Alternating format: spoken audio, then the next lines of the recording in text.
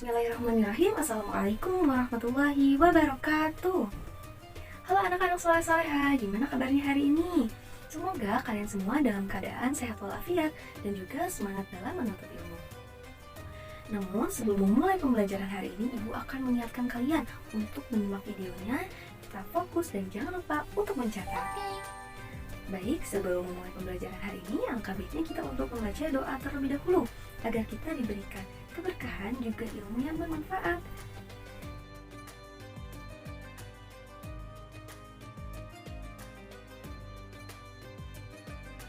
Nah, anak-anak, hari ini Ibu akan membahas tentang sholat Idul Adha, yang mana sholat Idul Adha ini memiliki makna pengorbanan dan juga makna keikhlasan.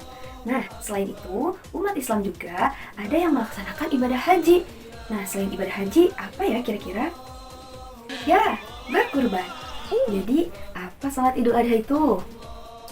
Anak-anak, sholat Idul Adha adalah sholat 2 rakaat yang dilakukan setiap tanggal 10 Zulhijjah, lalu disusul hari-hari tasyrik, yaitu pada tanggal 11, 12, dan juga 13. Nah, yang mana pada hari Idul Adha ini dan juga hari-hari tasyrik ini, orang muslim dilarang untuk berpuasa. Karena Rasulullah SAW bersabda, hari-hari tasyrik adalah hari makan, minum, dan juga berzikir kepada Allah. Hadis riwayat Muslim. Nah, selanjutnya kita akan masuk ke tata cara bagaimana sih sholat Idul Adha itu. Nah, sebelumnya Ibu tadi sudah beritahu kalau sholat Idul Adha itu dilakukan sebanyak dua rakaat. Nah, yang mana di rakaat pertama ini ada seperti biasa, ada takbiratul ihramnya dengan membaca Allahu Akbar, kemudian baca doa iftitah. Setelah itu ada takbir tambahan di rakaat pertama, yaitu sebanyak 7 takbir, yang mana setelah iftitah langsung takbir lagi sebanyak 7 kali Allahu Akbar dengan bacaan Subhanallah walhamdulillah wa la ilaha illallah wallahu akbar. Nah, lakukan sebanyak 7 kali. Nah, setelah itu kalian membaca surat Al-Fatihah dan surat Al-A'la. Nah, yang mana coba awalnya? Sabbihisma rabbikal a'la. Nah, setelah itu kalian lakukan gerakan sholat seperti biasanya. Setelah baca Al-Ghasyiyah ada rukunya, kemudian i'tidal, kemudian sujud, kemudian apalagi duduk di antara 2 sujud, kemudian sujud lagi dan bangun lagi ya ke rakaat kedua. Nah, mana ada pembeda di rakaat kedua.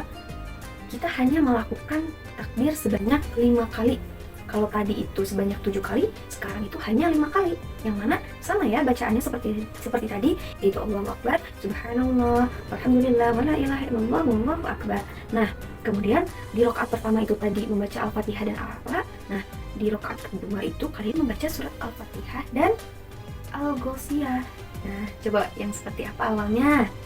Hal ataka hadisul Ghasyiyah. Nah, setelah beres, kalian lakukan gerakan sholat pada umumnya seperti tadi sampai ke salam.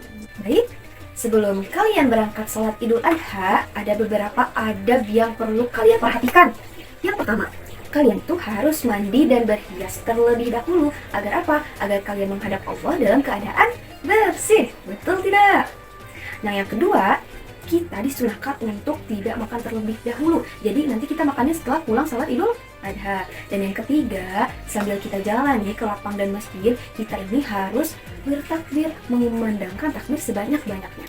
Dan yang keempat, kita harus menjaga ketertiban dan kehusuan sholat. Nah, jadi kalian sholatnya harus khusyuk, nggak boleh ngobrol, nggak boleh lihat kanan kiri, pokoknya harus khusyuk kita sholat. Apalagi nanti setelah sholat ada khutbah, ada ceramah, kalian nggak boleh ngobrol, harus mendengarkan. Dan yang terakhir ada kalian pulang itu harus lewat jalan yang berbeda. Jadi supaya apa sih itu? Supaya nanti pas kita jalan ke jalan berbeda, ketemu orang-orang, kita bisa silaturahmi, bisa berbagi kebahagiaan di hari Idul Adha.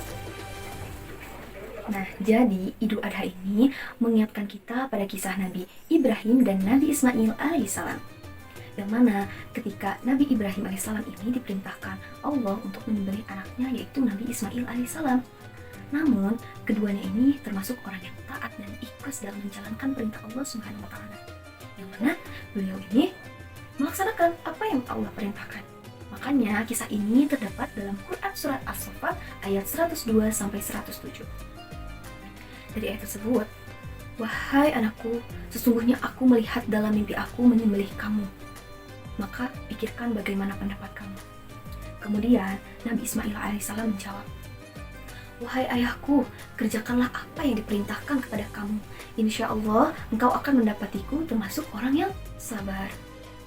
Nah, kemudian karena ketaatan dan keikhlasan dari keduanya, dari Nabi Ismail dan Nabi Ibrahim, maka Allah gantikan yang tadinya Nabi Ismail ini akan disembelih, maka Allah gantikan dengan seekor domba.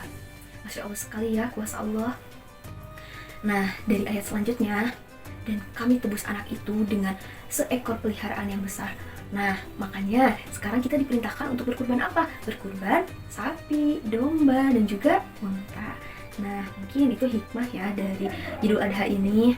Hikmahnya dari kisah Nabi Ibrahim dan juga Nabi Ismail alaihissalam. Jadi hari ini kita telah belajar bahwasannya sholat Idul Adha ini adalah sholat sunnah 2 rakaat yang memiliki 7 kali takbir dan 5 kali takbir. Kemudian kita tidak boleh puasa di hari Idul Adha dan hari-hari tasyrik, yaitu tanggal 11, 12, dan juga 13. Nah, kita juga harus perhatikan adab sebelum kita berangkat sholat Idul Adha. Dan yang terakhir, kita harus bisa meneladani sifat dari Nabi Ismail dan Nabi Ibrahim, yaitu keikhlasan serta pengorbanan beliau.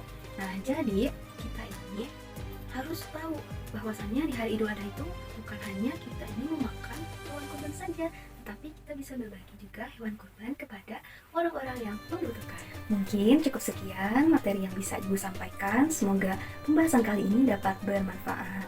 Nah, jangan lupa ya, kalian tadi mencatat tidak? Supaya kalau kalian lupa, kalian bisa membuka kembali catatannya. Ibu tutup dengan doa, Rabbana atina fid dunya hasanah wa fil akhirati hasanah wa qina adzabannar. Wassalamualaikum warahmatullahi wabarakatuh.